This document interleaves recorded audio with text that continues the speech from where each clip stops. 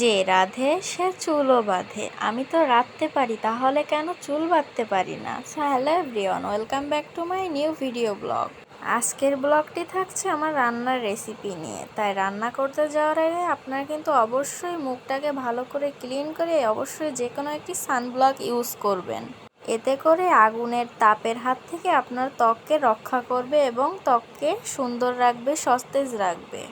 আগুনের তাপে আমাদের স্কিনটা কিন্তু ড্যামেজ হয়ে যায়, তাই অবশ্যই ভালো করে সানব্লকটি ইউজ করে তারপরে আপনারা সবাই রান্নাঘরে যাবেন।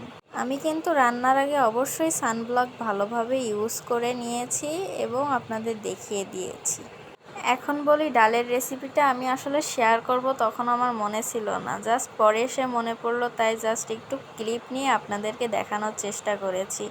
এখন আসি রাইস কুকারের ভাত। আপনারা যারা ঝুরো ভাত খেতে চান অবশ্যই ভাত হওয়ার পরে একটু নেড়ে দিবেন, ভাতটা দেখবেন ঝুরো ঝুরো হয়ে গেছে।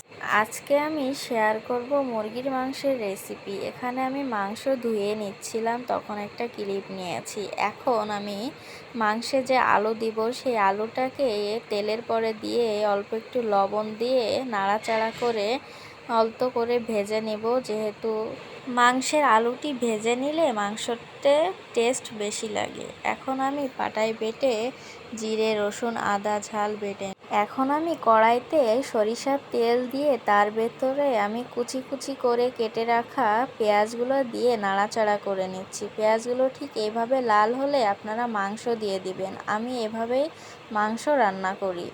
মাংসটি ঢেলে দেওয়ার পরে ভালো করে নাড়তে হবে। নেড়ে নেড়ে পেঁয়াজটা পুরো মাংসের গায়ে লাগিয়ে দিতে হবে। দেন তারপরে তেজপাতা, লবণ, পরিমাণ মতো ডালচিনি এবং পরিমাণ মতো কিছু এলাচ দিয়ে নেবেন, তাহলে কিন্তু মাংসের সেন্ট আসবে ভালো। এবার ভালো করে নেড়ে দিতে হবে। নেড়ে লবণটা মিক্সড করে তারপরে ঢাকনা দিয়ে ঢেকে দিতে হবে। কিছুক্ষণ পর পর ঢাকনা উঠিয়ে এভাবে নেড়ে দিতে হবে। আমি এখানে দ্রুত করেছি, আপনারা যেন ভেবেন না আমি আসলেই দ্রুত করেছি। আমি আমার ভিডিওর স্পিডটি বাড়িয়ে দিয়েছি। দেন যখন মুরগির মাংস লেগে আসবে তখন আলুটি দিয়ে ভালো করে নেড়ে নেবেন। আলুটিও তার সাথে ভালো করে নেড়ে নেওয়ার পরে অবশ্যই আপনি ঝোলের পানি দিয়ে দিবেন। যেহেতু এটা সোনালী মুরগি তাই দুবার কষানোর কোনো প্রয়োজন নেই।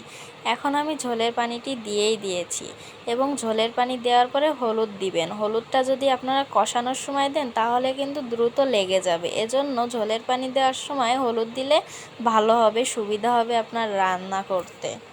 এখন ঠিক যখন উতলিয়ে উঠবে তখন এই দারচিনি ও এলাচ বাটাটি দিয়ে মিক্সড করে নিতে হবে। দেন রান্না প্রায় শেষের দিকে, অবশেষে আমার রান্না করা শেষ। আমি রেসিপিটি শেয়ার করলাম। এখন খাওয়ার পালা। এখানে আমার ছোট বোন খাচ্ছিল, তাই আমি ওর কাছে জিজ্ঞাসা করছিলাম কেমন টেস্ট হয়েছে জানা। তো আজকে আমার ভিডিওটি এই পর্যন্তই। সবাই ভালো থাকবেন, সুস্থ থাকবেন। আল্লাহ হাফেজ।